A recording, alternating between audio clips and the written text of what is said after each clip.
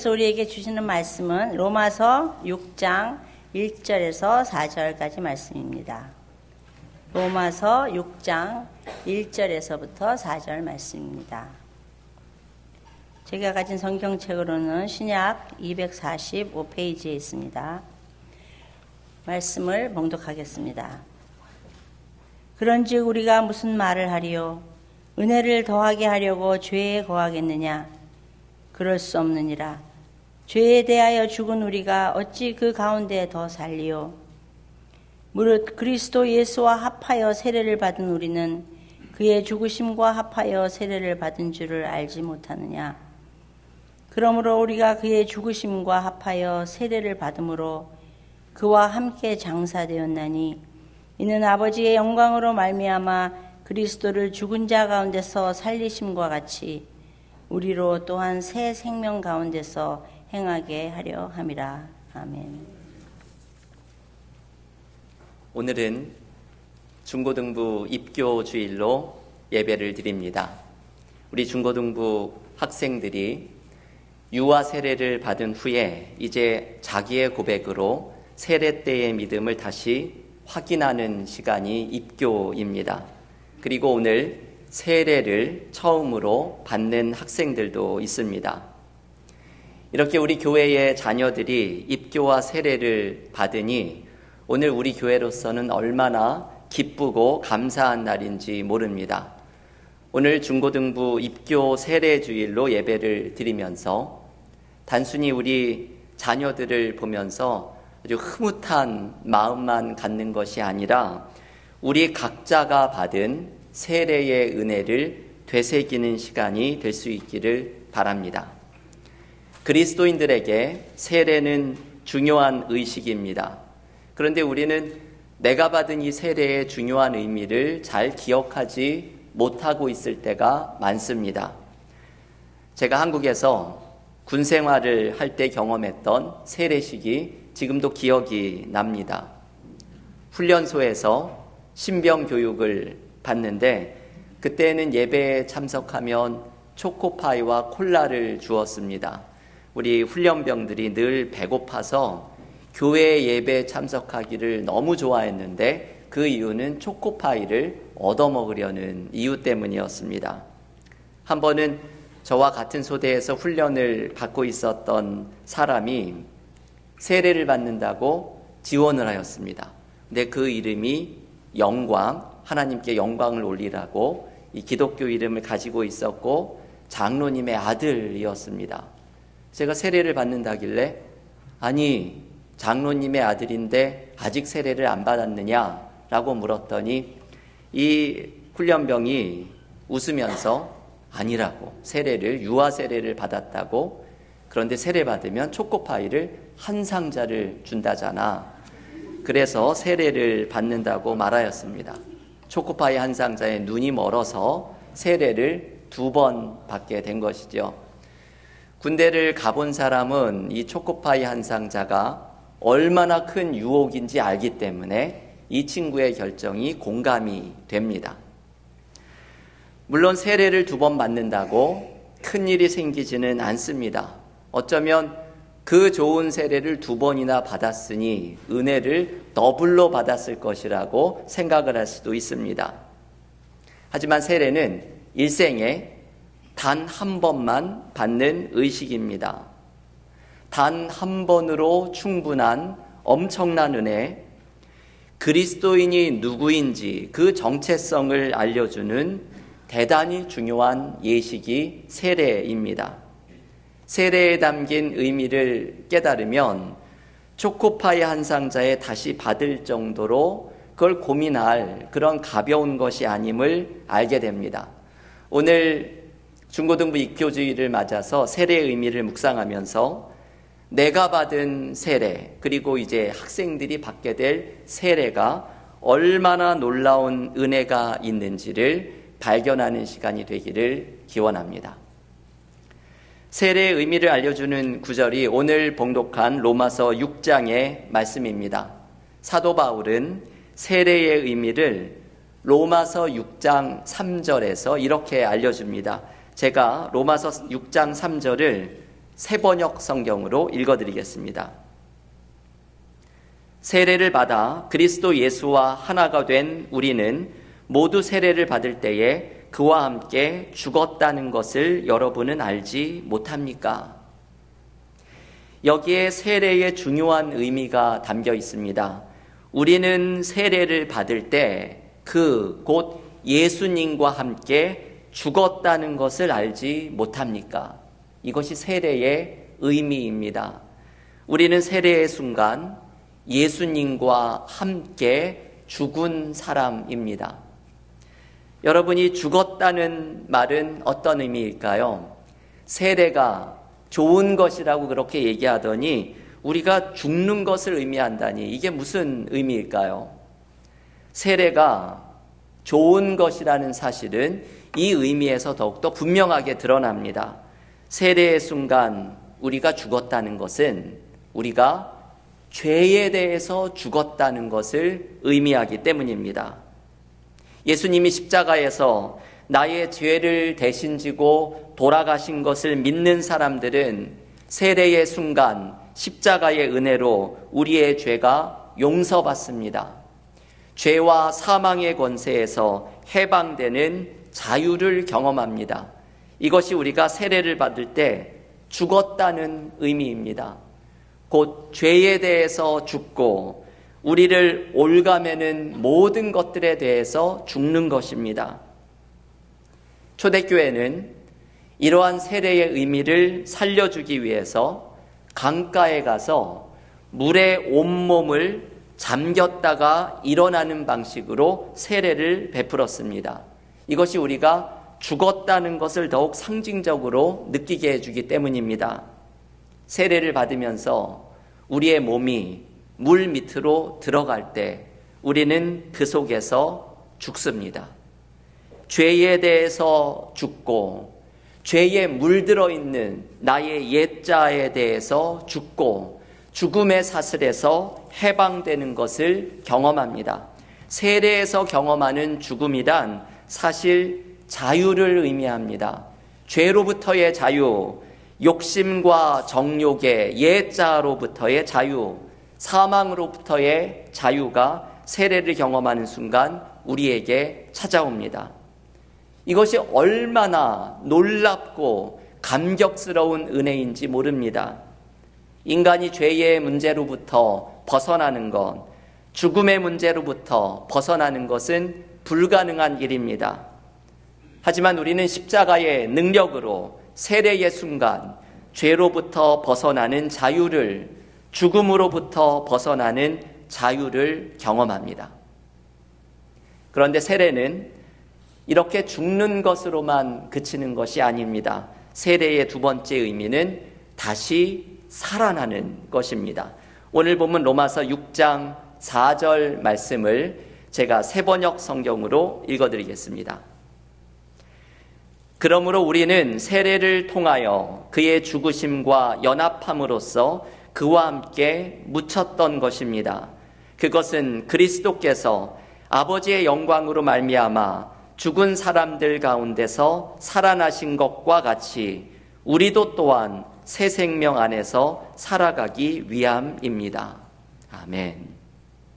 여러분, 이 말씀이 아주 놀라운 말씀이죠. 바울은 세례를 예수님의 부활과 비교합니다.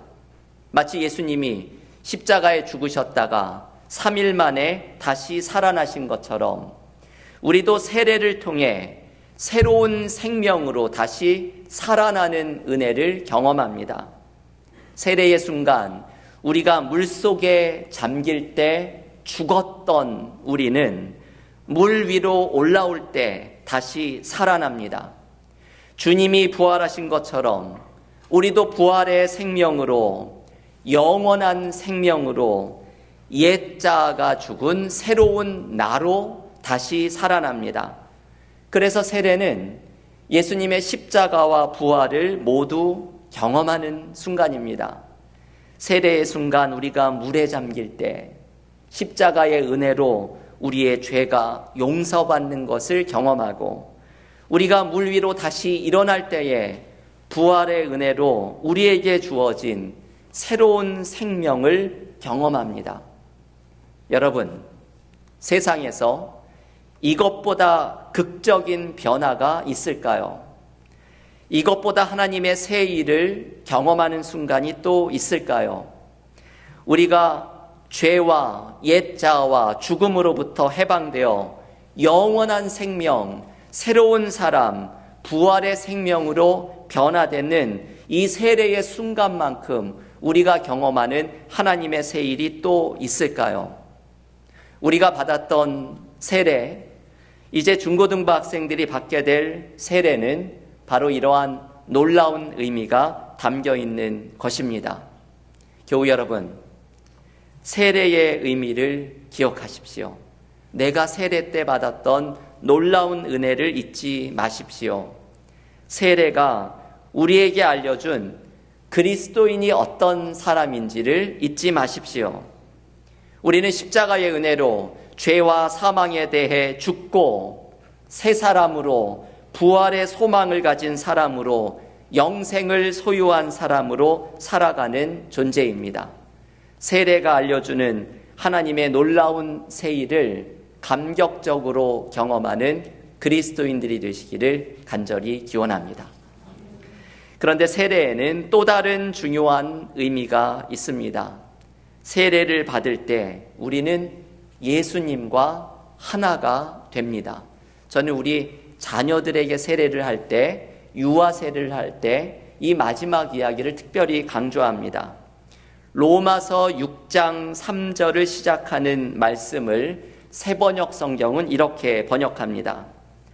세례를 받아 그리스도 예수와 하나가 된 우리는.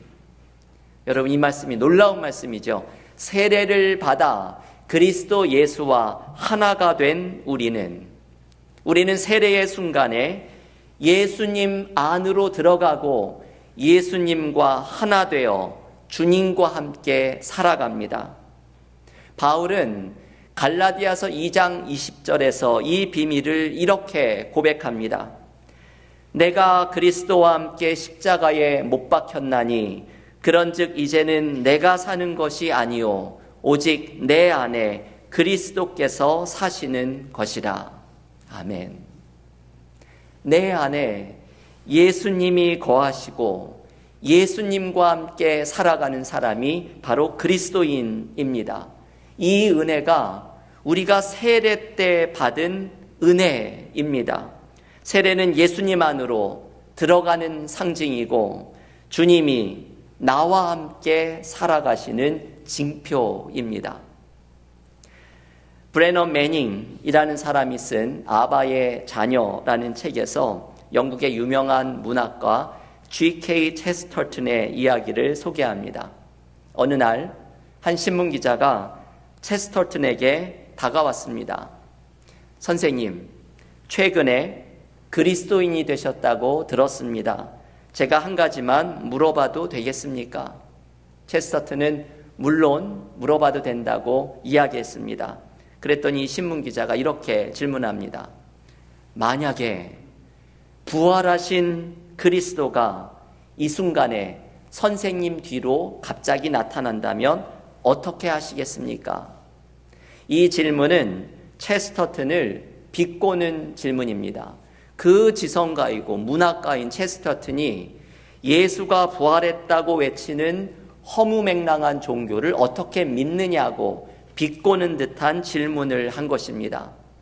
하지만 체스터튼은 이 기자에게 특별한 대답을 합니다.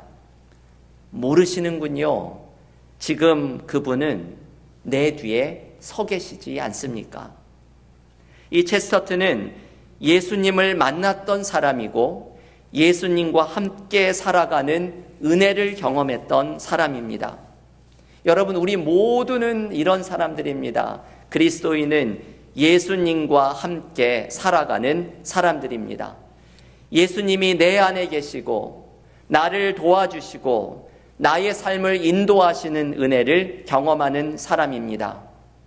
주님과 함께 살아가는 그리스도인의 삶은 세례로부터 시작합니다. 세례는 예수님과 하나 되는 순간이기 때문입니다. 우리 교우들 중에는 자녀들을 걱정하시는 분들이 있습니다. 자녀들이 이 세상에서 어떻게 살아갈지를 염려하는 것입니다. 하지만 여러분, 걱정하지 마십시오. 주님께서 우리의 자녀들을 돌보아 주십니다. 예수께서 그들의 삶에 함께 하시며 그들의 길을 인도해 주십니다. 예수님과 연합하여 살아가는 이 놀라운 은혜와 축복을 우리는 세례로부터 시작합니다. 교우 여러분, 세례는 그리스도인들에게 얼마나 중요한 감격적인 은혜의 순간인지 모릅니다. 우리가 죄에 대해 죽고 새로운 생명으로 다시 태어나는 순간입니다. 사망의 몸에서 해방되어 부활의 소망을 가진 사람으로 새로워지는 순간입니다. 세례는 불완전한 나의 옛 자아가 죽고 새 사람으로 살아가는 출발입니다. 세례는 예수님과 하나 되어 이제는 예수께서 내 안에 함께 살아가시는 은혜를 경험하는 시작입니다. 우리가 받은 세례가 얼마나 놀라운 은혜인지를 기억하면서 구원받은 새 사람으로 예수님과 동행하는 그리스도인들이 모두 되시기를 주님의 이름으로 간절히 축원합니다. 우리 함께 찬양 기도하겠습니다.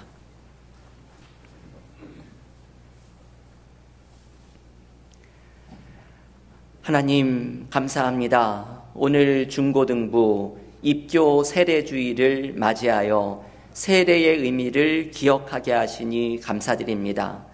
우리 중고등부 학생들 유아 세례를 받고 이제 자신의 믿음을 고백하는 입교하는 학생들, 그리고 오늘 세례를 받는 학생들, 그리고 이 자리에 세례 때의 은혜를 다시 떠올리는 우리 교우들, 세례에 담긴 놀라운 은혜를 붙들고 살아가기를 원합니다. 죄에 대해 죽고 새 사람으로 영원한 생명을 소유한 자로 예수님과 함께 살아가는 이 놀라운 은혜를 기억하면서 세례 때 받은 은혜 가운데 거하고 예수님과 동행하는 그리스도인들, 무엇보다 우리 자녀들이 모두 되게 하여 주시옵소서. 예수님의 이름으로 기도하옵나이다. 아멘.